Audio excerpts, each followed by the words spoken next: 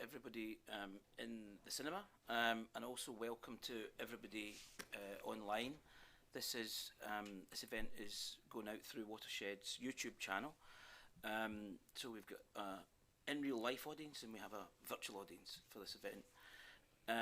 So welcome to Black Paris. This is very much an informal occasion. This is kind of curation as performance. What we wanted to create, I'll introduce Karen in a second, what we wanted to create was the kinds of behind the scenes world of curation and the sort of research that we're working on, but just a bit of an insight and sharing of kind of what it takes to put on a programme and the context for me, and there's a number of contexts for this particular session. One of them is the 1971 series that we're showing the year Hollywood went independent that we've got on at the festival. That I put together, that started, well, it kind of started in a way when I was 10 years old. And I found there in the record collection, my dad's record collection, was the soundtrack to Easy Rider. And it was, for those younger audiences, an album, a piece of vinyl, is this thing that you used to listen to music on. but the image was there of the album cover, which is this big image. The soundtrack, The Pusher is a Monster, doesn't care if you live or if you die. All of those sorts of sounds and songs that came out of that, it switched me on to something. Music. But then the film itself, I then became aware of the film and of course watched it as a youngster, as a teenager, etc. Found out more about it, and that process of discovery from that one thing kind of partly led to me getting into film. But then I came across a restoration of Easy Rider that was shown at Il Cinema Ritrovato Festival in Bologna. I know the film pretty well, but this was the first time that I'd seen it in such a scale. It was shown in the Piazza Maggiore to 5,000 people. It was a big, huge screen. It was restored, so it looked fantastic and it sounded fantastic. And so that was 3 years ago, and we talked to the distributor of the film. We talked to Park Circus, who were releasing it.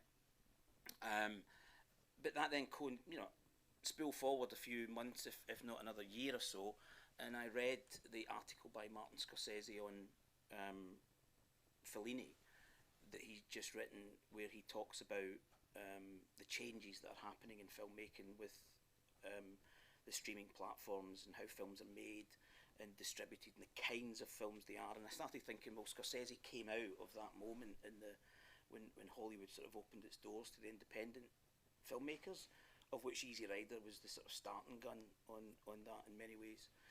And then it closed down with I'm being dramatic purposefully. It closed down with Star Wars and Jaws, and also provocatively. But there was something happened in that period, and that's what I wanted to explore through 71. And I'm just using that as a way of illustration of how this thing came about, was through a number of different sort of routes and readings.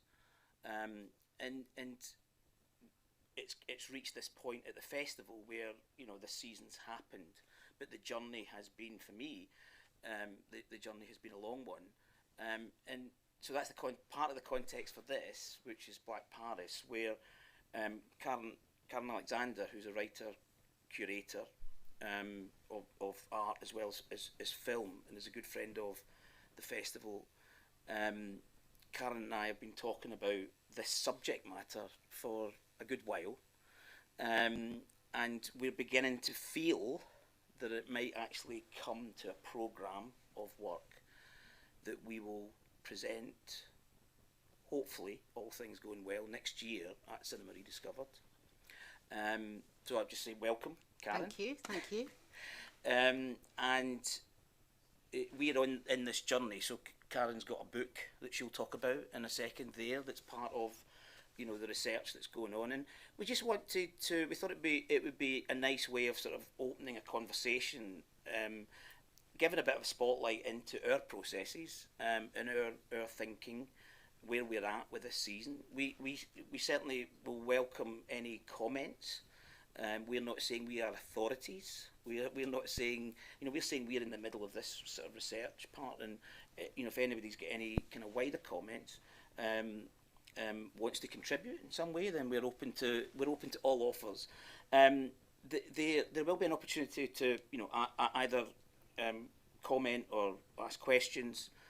Similarly, for those people watching it on YouTube, there's going to be a slide that will appear in a second, which has a number on it, and if you text that number, we're not having we can't have a conversation, unfortunately, verbally because of a pandemic, but we're inviting comments by that telephone number, which will then go through to Maddie sat at the front, and she'll pass on the questions.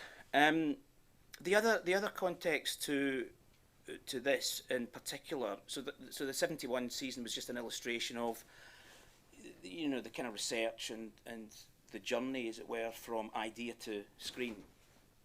The other context for Black Paris in particular is the story of the 3-day pass, which we are screening at Cinema Rediscovered, and this is Melvin van Peebles' first debut feature film.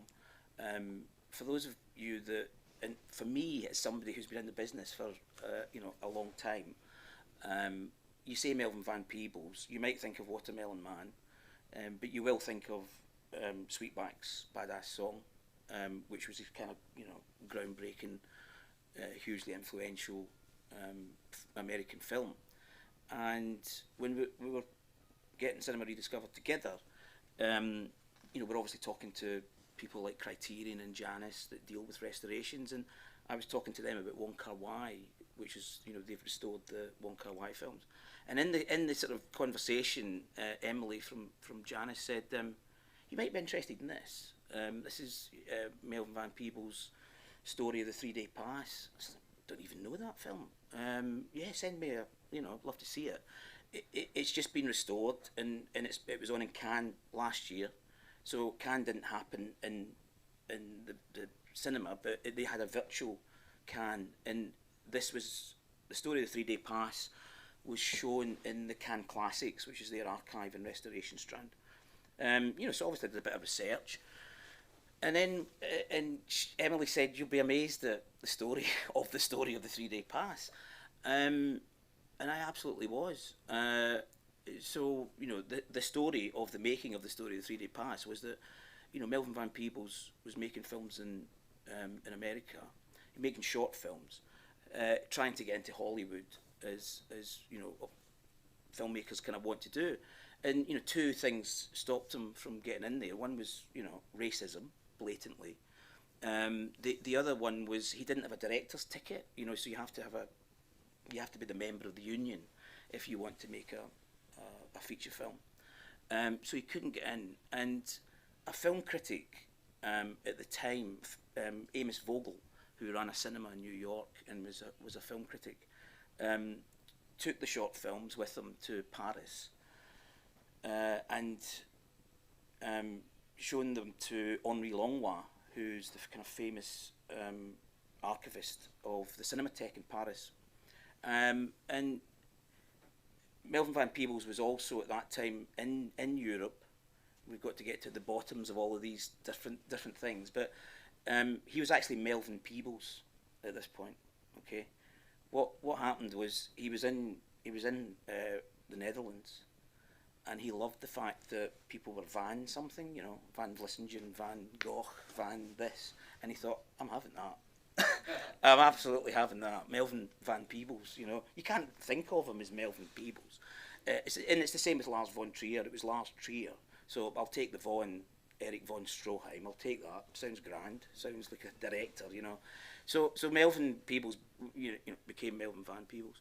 But he was invited to the Cinematheque and to Henri Langlois. And if you know about that world, you'll know how absolutely electric that was. I mean, cinema really Henri Longman, the history of cinema. Henri Longman was the custodian of this in Paris. Along comes this young Melvin van Peebles with family in tow. And whilst he's there, Melvin van Peebles realises that in France, if you're the author of a book, you can direct the adaptation of that book. So you don't have to have a director's ticket. You've written the book.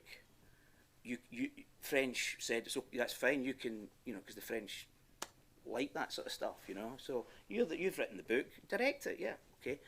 So Melvin van Peebles thought, great, right, I just need to write the book. So he wrote 4 books whilst he was in Paris, in French. And one of them was La Permission, which then became the story of the 3-Day Pass, which he made as his debut feature film. And I have to say that our research suggests that the story of the 3-Day Pass, made in 1967, was never shown theatrically in the UK. So the screening that you'll see later on today, at 5:30, is probably the premiere of that film in the UK, and then it's going on to other cinemas. So we're 97% sure on this. A good colleague, Robert Beeson, who's a distributor, did a bit of research, and he says he's 97, and that 97% is good enough for me. So I'm claiming the UK premiere, a theatrical premiere. But what happened? And sorry, this is a long story, but I think it's illustrative, of how we uncover. And we think we know, but actually we don't. And then we begin to uncover more. The French submitted the story of the 3-Day Pass, made by this African American in Paris, submitted it to the San Francisco Film Festival. And so it was submitted as a French film to the San Francisco Film Festival in '68, I think, or '69. And Melvin van Peebles went over on the French ticket to the premiere of the film at the San Francisco Film Festival, wherein a Hollywood producer said to the festival organisers, I want to meet the French guy that made the story of the 3-Day Pass, and was introduced to this black American.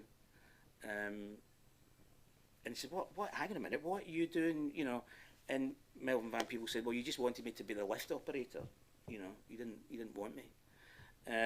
Now Hollywood wants Melvin van Peebles, and he makes Watermelon Man. He becomes the Melvin van Peebles that we know, and so it's a kind of origin story that is just completely missed. It's been forgotten about, but the story of the 3-Day Pass kind of allows us to reveal that again.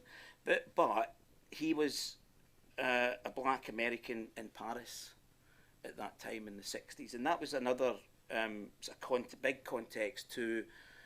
Well, actually, he was in Paris in the '60s, which was a kind of period of amazing social and cultural and political sort of turmoil, and ultimately leading to Paris '68, May '68, sorry. But then wasn't James Baldwin in Paris? Wasn't and whilst the Americans, you've also got the African side. So wasn't Med Hondo in Paris? Wasn't and that's kind of where I'm at. With this is that there was this amazing creative scene in Paris, of which now I find out that the creator of blaxploitation in Hollywood was in Paris as well. I know that Miles Davis was in Paris 10 years before and made the great jazz musician was in Paris earlier and had done the soundtrack to Lift to the Scaffold. And then, that world of then jazz music begins to open up, and Dexter Gordon, that sort of. So that's the world that I, as I say, am beginning to live in, which is a great, interesting world. And Karen is also been in that world of research and as well.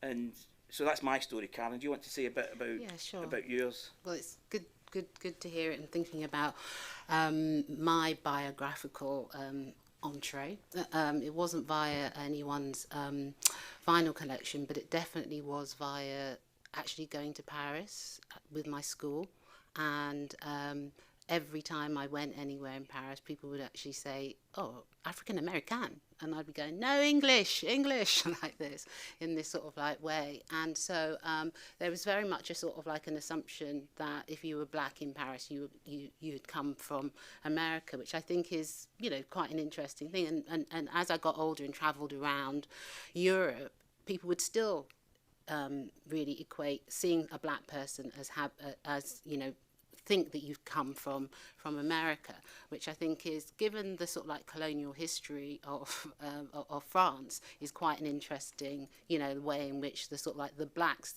people that they either felt comfortable with or felt that they could speak to, or their associations was very much African American. Well, where were their colonial people? So the sort of second part of our sort of like research will definitely be looking at the sort of like French, you know, French colonialism, and also the interplay between the sort of like the creativeness which they facilitated for loads of fantastic filmmakers and, you know, artists, but also that hold, right? So Réunion is still part of France, you know, and so it's all these sorts of like different sort of like contradictory things that we want to look at.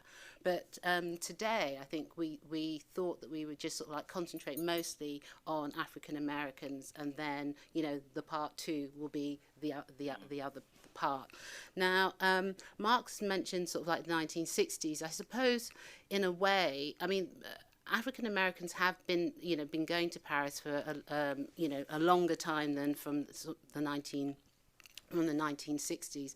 So in the sort of like, you know, preliminary research that we've been doing, people like Florence Emery, who was born in 1892 and died in 1932, was an American jazz singer, and she had a very, very big career in Paris, so much so that there was actually a club named after her called Chez Florence, right? The other person that you may have heard of is Florence Mills, and Florence Mills was a very big performer, African-American performer, who came to Europe, actually famously came to London as well, and the Prince of Wales went to see shows that she appeared in London, you know, many times, and was sort of like really sort of like fascinated with her. But she also sort of went to Paris, again, Florence. But of course, the person that everybody really knows about on the female side, and why I'm sort of concentrating on this in the first instance, is my area of interest is around, I suppose, black female representation, absence and presence. And a few years ago, I was working with the British Film Institute when they did a series of screenings over a number of months called Black Star, and the person that I was sort of like looking at in more detail was Josephine Baker. Can I just say, sorry, can I say to projection if you want to go to my computer now? And Josephine, I think if people think of African Americans in Paris, they may not think of the first two very influential women that I mentioned, but they will think of Josephine Baker, they'll think of James Baldwin, they hopefully will think of Miles Davis and Richard Wright, who we'll get to in a minute. But you know, the thing around Josephine Baker is that she and Florence Mills and Sidney Bechet, can't pronounce his name, appeared in a very, very, very well-known musical that sort of like travelled from the US to Europe, but specifically to Paris, called Shuffle. And she was very young at the time. She was sort of 19, and she just sort of like took Paris by storm. Now, the point about Josephine Baker and why I'm interested in her as a star and an artist was that by any judgment, she was definitely the first black superstar, right? And you don't necessarily see her in the two images that we've brought up in these screens. You tend to see her in the quote-unquote iconic banana dance, and you've got to be told that she had bare breasts and she wiggled her hips and crossed her eyes and did all this stuff and was sort of like constructed in a way that was not her, but the way in which history's remembered her, it's just this one a representation that gets repeated again and again and again, which we haven't got those. I definitely have them at home. They've been used on covers, magazine covers endlessly. It gets reproduced in reproductions of her. So Beyonce famously opened a show in the banana skirt, etc. Now, that is just one fraction of Baker's personality and experience in Paris. She was, she was wealthy. She founded makeup lines. There was furniture that was based on her. I mean, Paris and France took to Josephine Baker so much so that I've read American books who actually think that she was French, and they didn't understand that she was African American. They don't know the history of her travelling to, leaving America and founding her career there. The other things that you find out about Josephine Baker is that, then she fell on hard times and then she had to be rescued, all of which are true. But the last thing that people don't necessarily know about Josephine Baker is that when there was the famous March on Washington, where Martin Luther King made his, I Have a Dream speech, she was the only woman who was actually asked to address that huge audience at the time. She got the highest, honour of awards from France because she was an active member of the French resistance and used to sort of like carry secret messages when she was, performing, etc. And then also, and when the picture before is, I think when she's in that uniform, that's the uniform that she did the speech, the Washington speech in. And so I think the last thing to say is that after Martin Luther King was assassinated, his widow actually approached Josephine Baker and said, you have to take over Malcolm's the task that he set out, and she just felt that she was the wrong person, that she couldn't do it. But so much was her sort of like commitment to sort of like civil rights, equal rights, and really fighting for against oppression, and all of that gets written out of the history around sort of like Josephine Baker. So for me, there's a sort of like a sense in which coming to Europe in a way, and I think James Baldwin has said this about certain African Americans who've come to Europe, coming to Europe, like what you're trying to find in Europe, and it's almost like, well, what you can take back in a way, back to America. And I think that sort of like idea of what freedom could look like, the sort of like the powers, just to be able to sort of like become yourself is really important. And sort of somebody, Duke Ellington, has said that, he says, I feel like, when he went to Paris, he says, I just feel as if I've had a diet of hot dogs. Now I've tasted caviar, And so that sort of like quote gives you an idea of the sort of like sense of freedom that African Americans felt that they had. Yeah. Well, and that was, definitely the case for Miles Davis, who was treated with phenomenal respect in Paris, and in fact, didn't Jean-Paul Sartre say to him, "Why don't you marry Juliet?" Yeah, Juliet. So you're having Jean-Paul Sartre say to Miles, this. Which I can't imagine playing out in America. At the time that he was there. I'll just go back to the beginning of this. We've got a slide, bit of slides that will prompt. So this is Richard Wright that you mentioned briefly. Yeah. So Richard Wright is really a sort of isn't the African American writer whose book.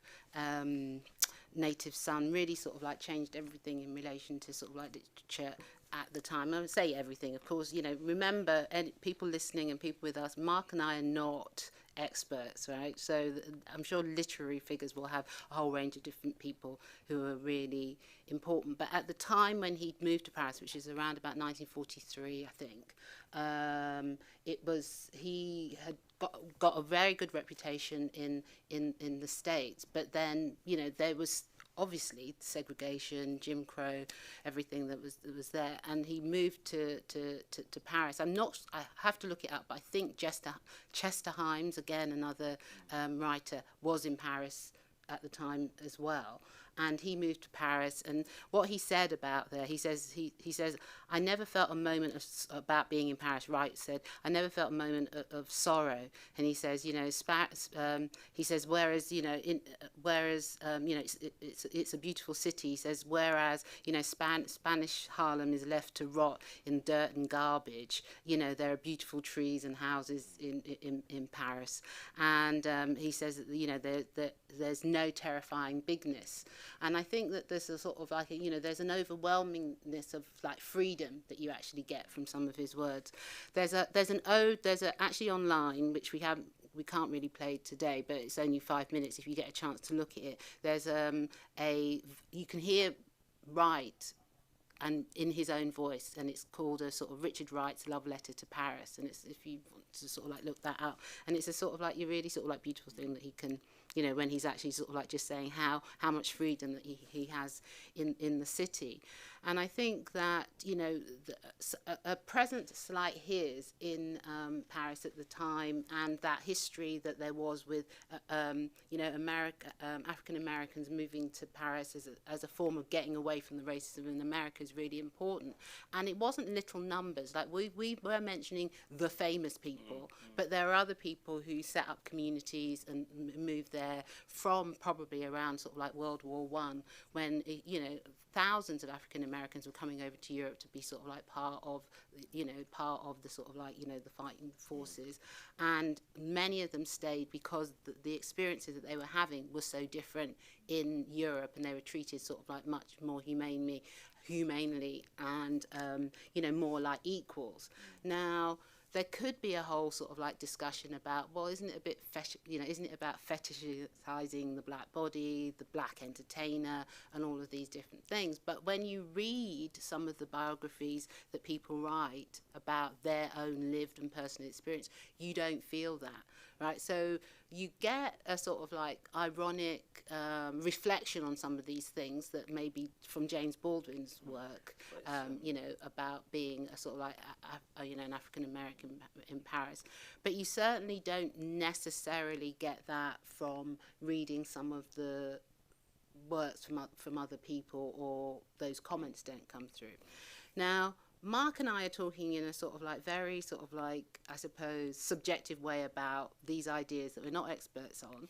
But what it's led us to is to sort of like think about, well, how do you then start unpicking some of these things in relation to ideas of cinema?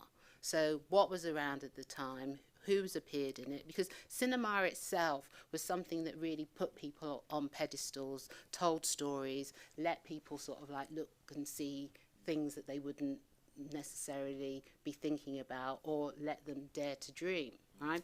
So if you think about somebody like Josephine Baker, or somebody in sort of, you know, the early films like Zuzu that she was in, and it's gone out of my head and I can't remember, but you know, some of the earlier films, she's gorgeous and delightful, but she doesn't get her man. You know, she's sort of like lamenting, has got a lovely voice and a lovely body, but, you know, she doesn't have a partner. So there are quite similar traits that you actually see within the film. That wasn't the lived experience, as we know from her sort of like, you know, anyone writing about her. So you sort of like had to fend people off. But it's interesting about the cinematic representations. But also, I've got a picture of James Baldwin up here. A very relaxed looking James Baldwin. It's very comfortable. You get a sense of how comfortable he feels in his Parisian environment there, as well as being one stylish guy. But the interesting thing, that again, this is where the sort of research will come in, is you know, what was on in the cinemas at the time. You know, what were people, because obviously at that time, pre all of these things, all of the people would go out and watch films, and being in Paris, which was a kind of centre of film culture, with people like Henri Langlois running the Cinematheque, with the emergence of that whole generation of film critics around Cahiers de Cinema, you know, that were breaking the sort of mould of filmmaking in the late 50s, sort of early 60s, and actually that's a connection with the story of the 3 Day Pass, when Melvin van Peebles was in Paris in that sort of 60s period, then, you know, Godard's films would have been coming out, Truffaut, the whole Nouvelle Vague had happened, and you can absolutely see the energy of and the influence of that style of filmmaking on the story of the 3 Day Pass. And, you know, one of my sort of arguments, it's not really an argument, it's a truism, is that this generation of independent filmmakers in Hollywood in the 70s were influenced by European directors much more than they were by with the exception of Peter Bogdanovich, were influenced by, not influenced by, you know, your Fords, your Hawks, all of that. They were influenced by Antonioni, they were influenced by Godard, by Truffaut, and that sensibility kind of comes into the films. And if you want to really prove that thesis, you look at the story of the 3 Day Pass, and there's, you know, Black American in Paris absorbing this from watching them in the cinema, putting it straight onto screen, and then it goes into Sweetback's Badass Song, you know, that sort of influence.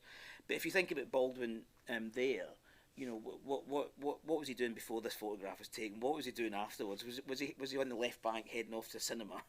And what was on at the time? There were lots of stuff on in Paris, you can rest assured that. And what were the discussions that were then happening? And that interesting thing about a kind of what's, I guess you call it, I don't know if it's an expat community or whatever, is that they would, I would imagine, given the scale and size of Paris, would know each other, would be recommended. Or if you're in Paris, you know, and certainly in the jazz world, in the music world, that was the case. Where, you know, if Miles Davis was going to Paris, it'd be, oh, you must look up such and such because he's, you know, and those sets of relationships would definitely influence. But I think, you know, we do get a chance to at least think about, or, you know, in I'm Not Your Negro, his, you know, the running commentary through the film is Baldwin's relationship to cinema as well. So I'm imagining that he's sort of like seeing it with the eyes of somebody maybe in Paris, looking at these representations of black people and having that lived experience of feeling much freer than he would have been at home. But I mean, I think there's that, but there's also, I think people did travel, right? So that people did go back and forth as well. So I think that there is a sort of like a way in which, you know, Hitchcock went to Hollywood, right? So it's not a one-way thing. You know, the Europeans were looking at American, the Americans were looking at Europe. But I definitely think in relation to a certain moment that gets captured in relation to sort of like, you know, sort of film history and independence, there was a sort of like looking, going, oh my God, look at them, look at that. But there's also a sense in which there's, you know, I was talking to a friend of mine who's American, and I was sort of saying, oh, in this talk, and he went, oh yeah, he says, you know, African Americans went to places like Paris and Europe to get famous. And he says, oh, people come to America to get rich, right? And I thought that was an interesting thing, given that, you know, if you wind forward a number of years, that thing that happened with Melvin van Peebles, you know, direct from France, was exactly what happened with Spike Lee. Spike Lee's short film was shown, I think, either in Rotterdam or somewhere, but in a season that somebody else had programmed. His short film We Cut Heads, that won an Oscar, but it was like direct from France, Spike Lee, you know. So they, because of the sort of like context, and again, I think that sort of like sense in which sometimes you've got to sort of like go abroad to make your reputation before people from the home appreciate you. And you know, we can mention Christopher Nolan, right? It's not just African Americans. It is the way in which sometimes culture works. Okay, Christopher Nolan, you know, made one thing here, but then didn't, you know, great director, but his reputation was made when he left here, right? So I think that there's something, and I don't know whether it's a mark of people sort of like trying to do something different, or trying to say things, or not fitting, or, you know, but also that ambition to think, okay, it's not working for me here, I'll just up sticks, go to somewhere else, have to learn a language, possibly, but definitely have to get to know new systems, because I know what I want to do. And I think that sort of like, you know, determination would not have been appreciated so much, you know. So Melvin sort of like always having a clever phrase, or always sort of like going, oh, come on, man, I'm sure you can let me make a movie, you know, whatever. I'm sure that wouldn't have gone down very well, right? So I think that there's sort of like, there are interesting things that are going on. But I think it just occurred to me, and I'll go and do more research on it, the sort of Parisian world was, if you think about Henri Langlois, you think about Andre Bazin, who set up Cahiers du Cinema, and was really very influential critic. They were both great internationalists. Yeah. They and through cinema they were real internationalists. I mean, Henri Langlois from the archive, wanting to bring everything, into screen everything. Bazin was on juries in Brazil film festivals. Was a great advocate of Kurosawa. Was a great internationalist. And then in the music world, in the jazz world, the French were more responsive to bebop and the kind of stuff Charlie Parker and Lester Young and all these. So there was a kind of responsiveness to the art form. Forget who's making it, the art form itself, and so that sort of then creates the context in Paris at that time, 50s, 60s, which says not only is cinema. Well, is cinema more important than jazz? Is jazz more important? They're both a matter of life and death, as it were. But there was a sense of urgency, a sense of connection of it, the aliveness of it, which I think is really interesting, which then creates that environment for creative artists to be able to be accepted in a much more open way. And then just to say that this is a great photograph, and thanks very much to Maddie for pulling together these photographs, because this is Melvin van Peebles obviously making Story of 3 Day Pass, but the director behind is the director of Zuzu. The cinematographer. Cinematographer, sorry, the cinematographer of Zuzu that Josephine Baker was in. And so, there's interesting sort of connections there as well. I'm aware of, if there's anybody get any, how do we get the questions? So we've got to get the number back up. Yeah. Well, hang on a sec. We'll just do they've got the number back up. If anybody does want to sort of text any questions. So what I was going to say is that somebody in the audience prior to starting said, what are you going to say about Paris Blues? And so I'm mentioning Paris Blues for that person. And Paris Blues is a film from 1961, which was actually made by Martin Wright.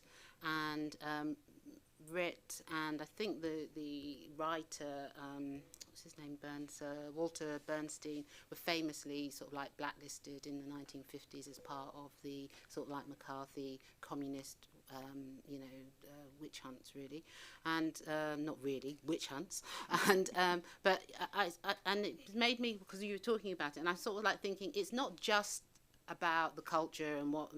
There's also a sort of like an active communist, open engagement with communist ideas that were going on and embraced really in Paris, at the time.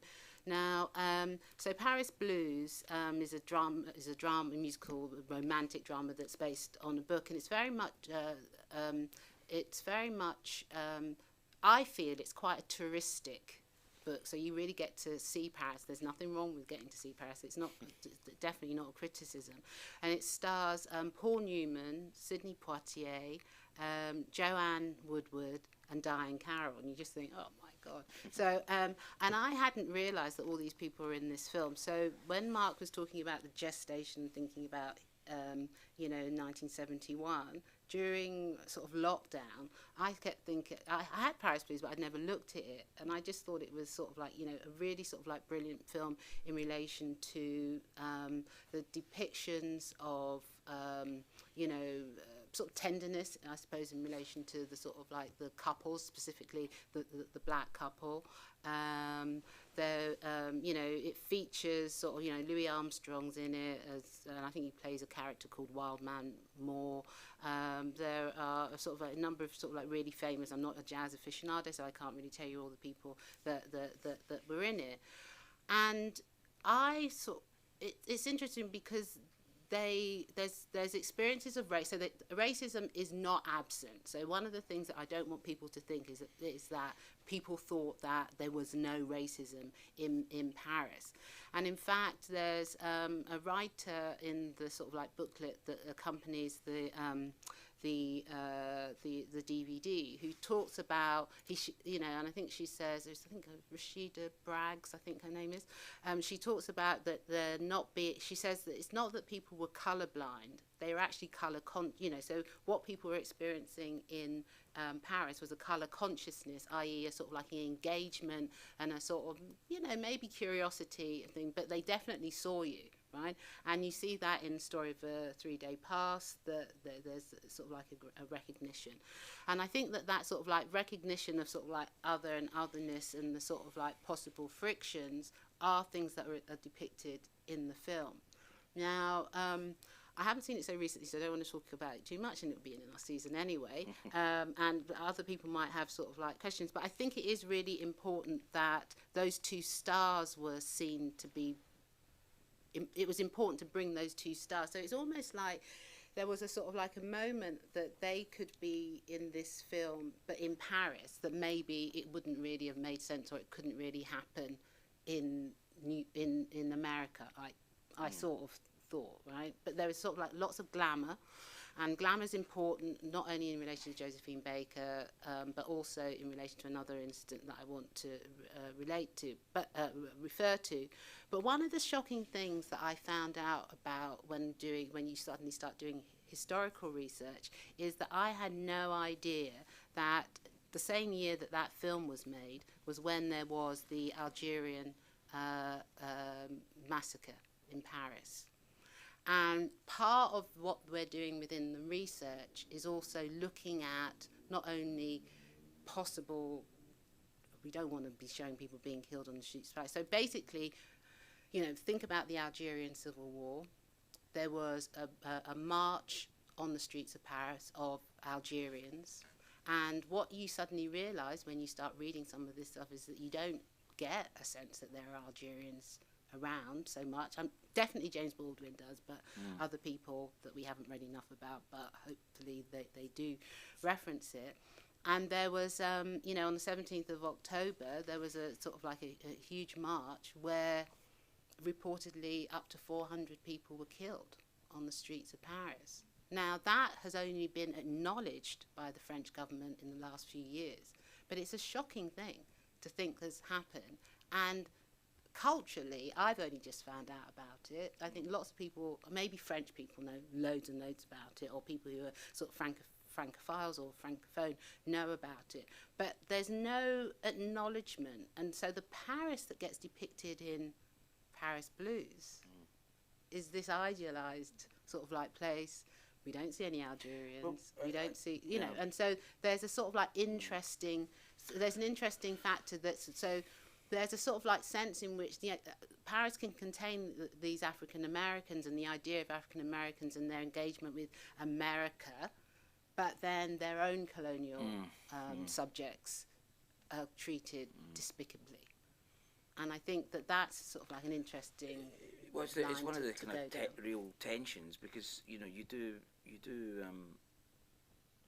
feel that in that kind of relationship, as you say, with the kind of their colonial past, and you wonder, that thing you were saying earlier at the beginning about the fetishization. They're all, whether that is the thing that was happening with the African American. Great, we like that, but actually the Algerian and all the other side, we've got a really, we don't like that, being very crude, of course, but it's the way in which you kind of hold those things and the tensions that are created. I think so, and I think sort of like more modern, more modern day sort of researchers are looking at that. So there's a book that is going to be coming out in paperback, at the end of this year, called Post-Colonial Paris, that looks at that very much from a sort of like, Algerian, sort of like point of view. And I think that in and of itself is quite important. And I also think that there's a sort of like a way in which, I think those areas do need to be looked at, as well. In relation to what was depicted, because I imagine there will be interesting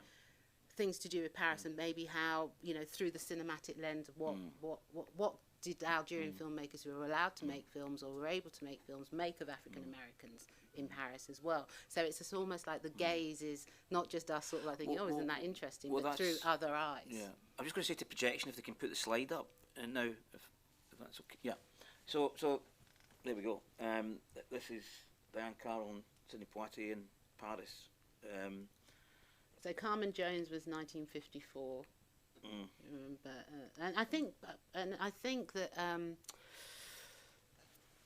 Paris Blues, is it in black and white? I think it is in black and white. I can't remember. Yeah. Sorry, you know, having watched Jazz on a Summer's Day that was all in colour when everyone was in black and white, I suddenly thought, oh my God, it's in. Yeah. And then there's another with Paul Newman. It's really interesting in terms of that wider context.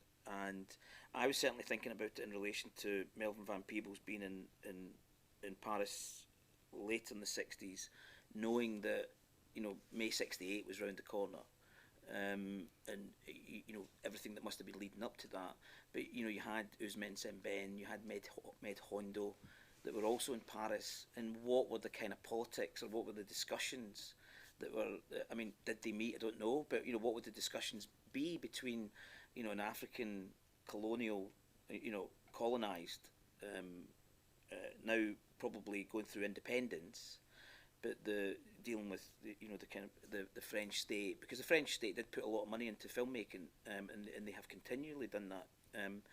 But you know, what was their relationship with Paris, and compare, you know, alongside the African American experience? But it's all, and I also think, you know, I think that we shouldn't underestimate the amount of state, or possible state, sort of like obvious state censorship in relation to the lockdown about the Algerian information, but also about, you don't want to, you know, you have to be sort of a bit well behaved when in other people's countries. So what people are allowed to do and not allowed to do for the for people like Med Honda and Ousmane Sembène and everything, they you know, most of them had to, at least in the early days, send the rushes to Paris to be developed.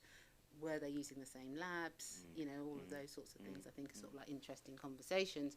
But in relation to sort of like film, I don't even think anyone's going to be acknowledging that there are any black filmmakers, right? So there's a sort of like interesting, so there's the lived experience of what we know from the research that we're doing, and then there's what exists on film, and then how do we tell those stories with what we know that exists? And that's what we as sort of, you know, film curators are sort of like in the process of trying to find out. We've I should have realised that time would go past quickly when talking about this subject. I was going to mention about 5 minutes more is what I was going to say. We've got 5 minutes. If there are any questions, Maddie, that have come through. No, there aren't. But I did notice something in the first slide, the Richard Wright one. Do you want to go back to it? Yeah. Just.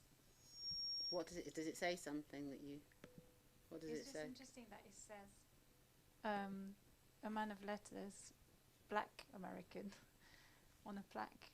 Going back to your conversation about racism, it's just interesting that it mentions the word black.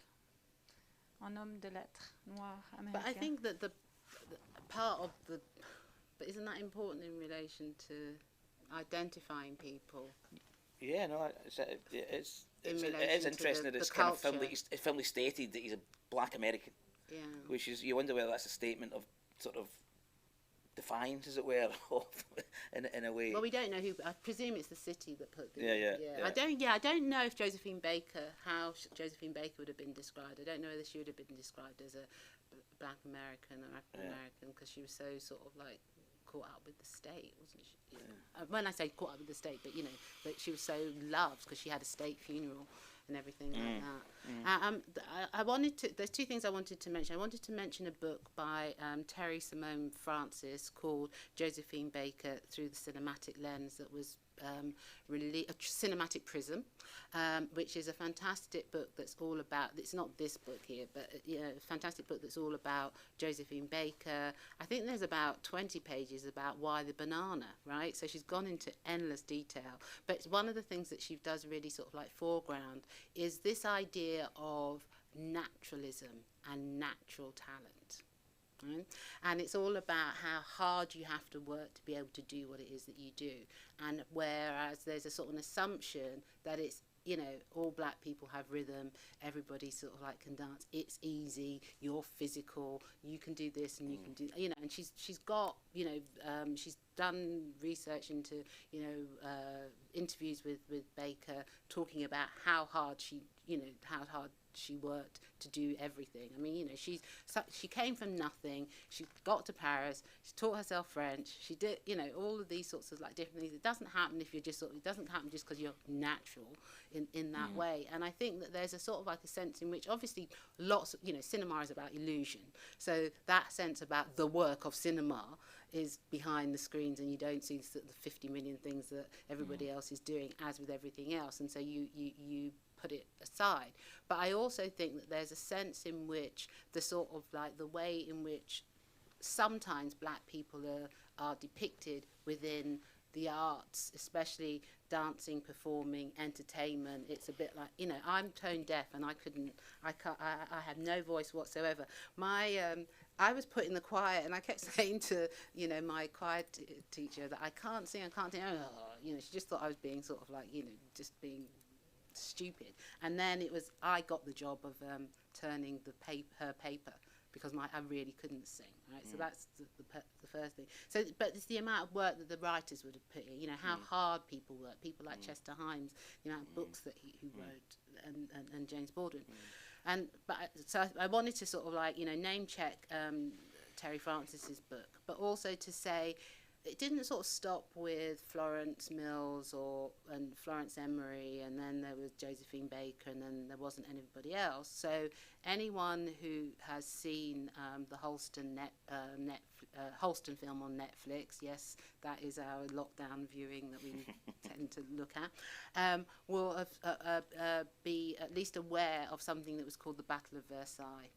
And the Battle of Versailles, which I sort of know about a little bit, because it was when, I think in 1972 or 3, there was a fashion show that sort of pitted up-and-coming American designers of Rich Holston and various other people were part of, against sort of like French designers, and it took place in Versailles. And so the Americans were sort of like, you know, daring enough to bring 11 African American models. You know, one of the most famous ones was somebody called Pat Cleveland, who, you know, famously fought for sort of like equality for sort of like, you know, models within fashion. But what happened to most of those people who models that took part was that they were in demand for the next sort of like 20 or 30 years. And so because there was sort of like an embracing of black people from one area, it wasn't every area. Right, so there are still sort of like battles and things to be fought in relation to who gets to go where, and how are you actually treated when you get there. Sorry, Mark. No, that's fine. I think we're kind of coming to because we have got an hour, so we're kind of coming to the end. I just wanted to kind of bring this up because again, this was another context for me. Mubi put this documentary out on their platform, Meeting the Man, James Baldwin in Paris, where it is very tense, combative, but it's Baldwin in Paris, you know, being interviewed, and it's really interesting to revisit, and it would be something that we would screen, I'm sure, as part of the season. But as I say, this is very much, and hopefully you've got a sense of it. It's very much we're on the journey. With a view to it being something that we'll present at Cinema Rediscovered, hopefully next year. But we shall see where we get to. Funding applications will be going in. That's the other side of these things. When you want to take something from idea to screen. But I think I'd just like to say thank you very much, Karen Alexander. Thank you, Mark. Thank you. Thank you as well. Yeah, thank you. Yeah. Same time next year.